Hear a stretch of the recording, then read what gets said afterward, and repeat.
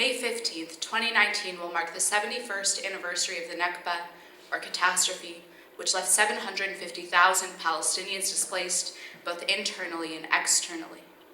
Now, 3 generations later, the massive diaspora resulting from the violent formation of the State of Israel is still left searching for a home in the rubble.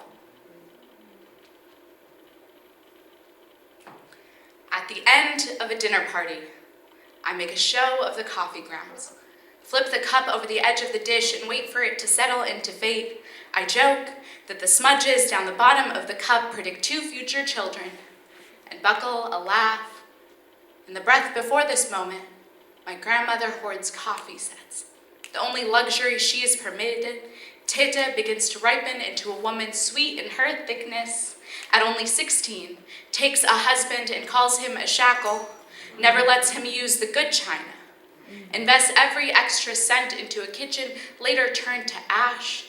She builds a body into porcelain, wills her beauty untouched without permission, still forced to shatter before choosing its first lips. Before it happens, she is her namesake. Fahmawi, root word fahm meaning charcoal. A slow burn and persistent heat she doesn't take to pulling stitches or weaving thread into lace. Instead, sweats over the stove in libation, seals each elaborate meal with a cup of coffee. She dreams only of the place she exactly is.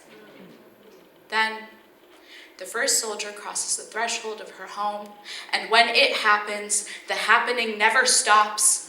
Catastrophe doesn't sit idly in past tense, it insists on the present. She recounts it as a shatter, a radial sputter of shards, a country pulled from between her teeth and flung against the stone. Not even the moon is sick enough to watch a massacre, so it hides behind the smoke. Everything is dark until a flash of light reveals her. Silhouette of human she is. Oh, abandoned one.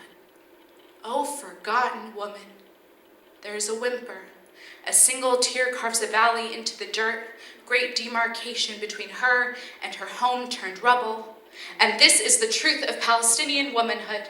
To be a border crossed without permission, twice displaced, first to your body and second to the sea, she tucks her limbs into just fitting and rocks her way to foreign, slinks into refugee, still dreaming of new old China, searches in the bottom of a borrowed cup for signs, but return never carries grounds convenient, doesn't lend itself to premonition the way that a war does.